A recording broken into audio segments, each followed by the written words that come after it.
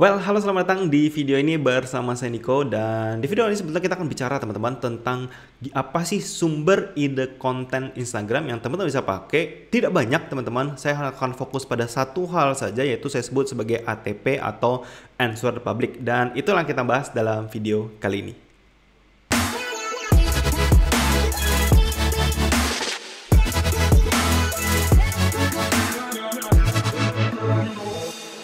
Oke teman-teman, kembali lagi bersama saya Niko di video kali ini. Seperti yang cukup banyak teman-teman juga pusingkan gitu ya, sama halnya saya dulu teman-teman, untuk mencari ide konten itu susah banget gitu ya. Artinya kenapa susah? Ya karena ya namanya cari ide itu kan ya agak ribet tentunya teman-teman. Nah, bicara tentang mencari ide teman-teman, saya ingin sharing ke teman-teman salah satu sumber ide konten yang saya gunakan untuk mencari atau memposting Instagram saya di awal-awal adalah dengan tools yang namanya Answer the Public. Ini adalah sebuah website.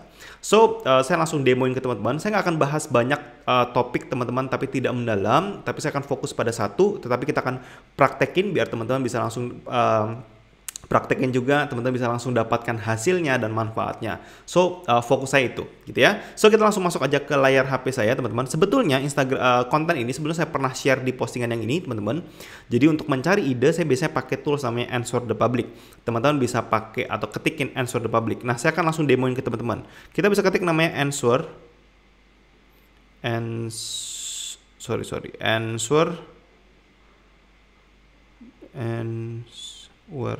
thepublic.com teman-teman.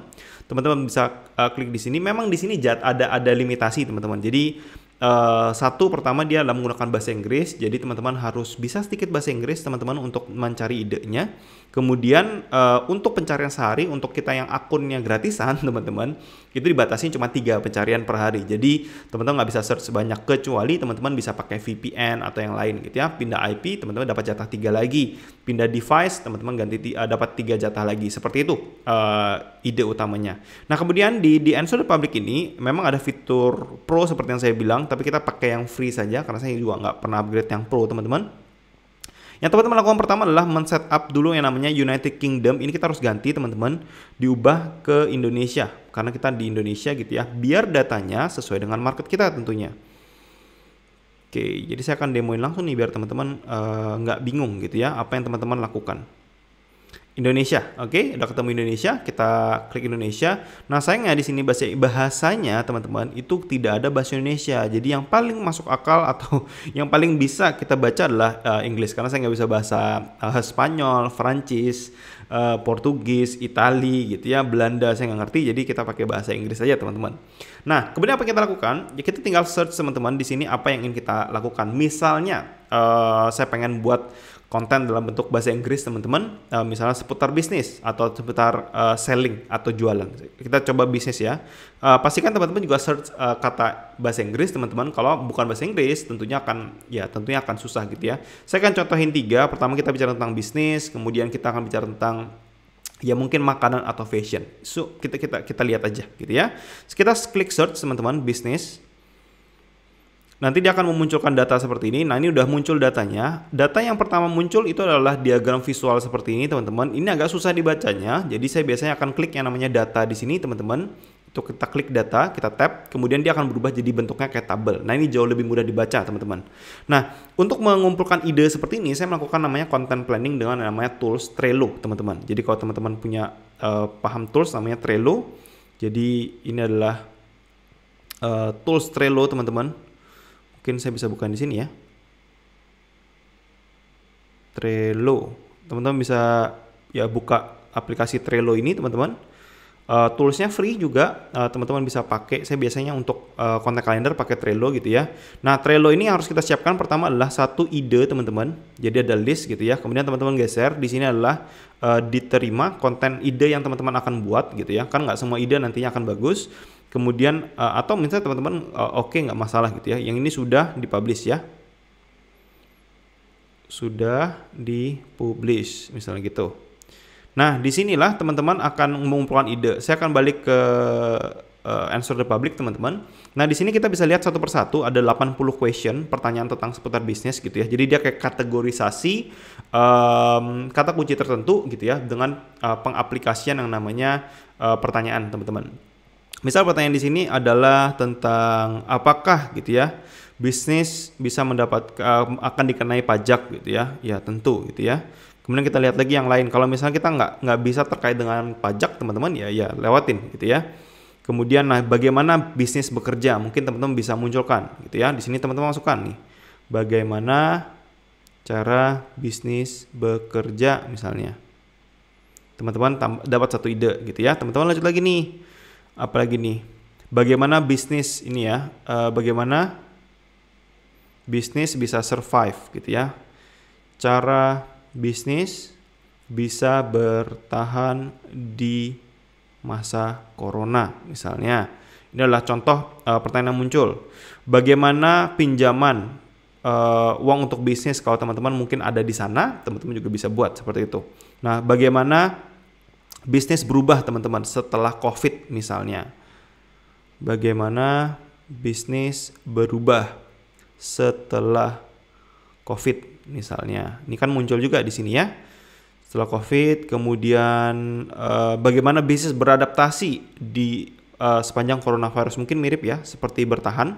Kemudian kita lanjut lagi ke bawah misalnya.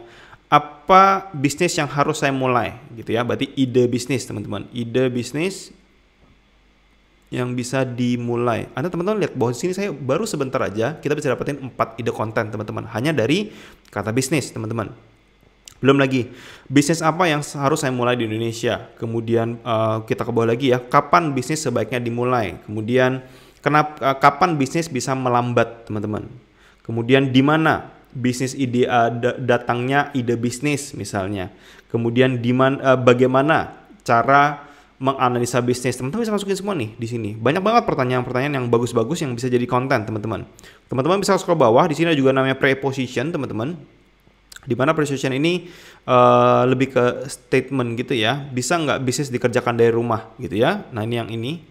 Teman-teman bisa lihat, bisa nggak bisnis dikerjakan di rumah. Kemudian apakah bisnis, teman-teman, bisa membuat kamu kaya? Teman-teman bisa buat seperti itu. Kemudian yang ini tentu nggak ya, bisnis yang dijual di Bali dan kawan-kawan. Kemudian teman-teman bisa lihat apa ini. Ini juga bukan, ini juga bukan. Nah, mungkin teman-teman bisa membuat tentang kamus sebenarnya apa itu business to business, apa itu business to consumer, apa itu business to government gitu ya. Teman-teman bisa buat seperti itu. Kemudian nah ini juga relate banget teman-teman. Buka bisnis bersama teman seperti apa? Teman-teman juga bisa buatin ya. Masukin saya lagi, bisnis bersama teman. Nah, misalnya gitu. Kemudian apa lagi nih? Bisnis tanpa modal, teman-teman. Oke, bisnis tanpa uang dan lain-lain. Kemudian secara comparison, bedanya bisnis dengan manajemen. Kemudian bisnis dan entrepreneurship, misalnya gitu ya. Kemudian apa lagi nih?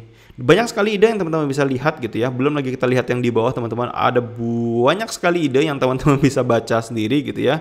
Yang saya nggak mungkin lihat satu-satu. Tapi kita akan coba di ide yang lain teman-teman. Saya akan back. Kemudian saya tetap lanjut di sini teman-teman. Misal kita lanjut ke misalnya sepatu teman-teman. Ya, shoes misalnya. Simple. Oke. Ide konten teman-teman.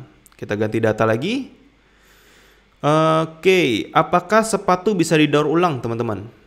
Ini mungkin menarik perhatian tentu buat audiens-audiens yang sadar akan cinta lingkungan teman-teman. Nah teman-teman, apakah sepatu bisa didaur ulang? Nah teman-teman bisa masukin ide itu ya. Kemudian apakah sepatu boleh masuk ke pengering teman-teman? Sepatu boleh masuk mesin pengering. Nah, misal teman-teman bisa baca seperti itu ya. Kemudian apakah sepatu boleh dicuci di mesin cuci, dimasukkan langsung seperti itu. Kemudian ini juga menarik teman-teman. Apakah sepatu bisa membuat lutut sakit? Nah, apakah sepatu bisa membuat lutut sakit teman-teman?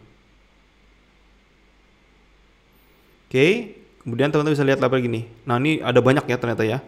Pinggang sakit, kaki sakit gitu ya.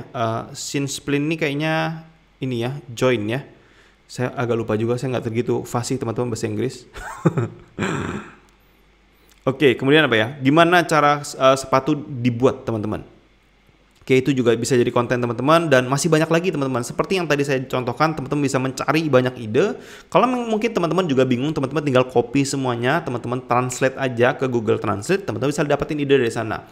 Simple banget teman-teman. Jadi sebetulnya nggak ada alasan teman-teman nggak bisa buat konten seperti ini. Jadi ide udah banyak, baru sebentar aja kita sama-sama lihat teman-teman. Kalau misalnya teman-teman udah mau buat ini, teman-teman saya biasanya akan drag ke diterima gitu ya. Kemudian misalnya ini juga oke nih misalnya.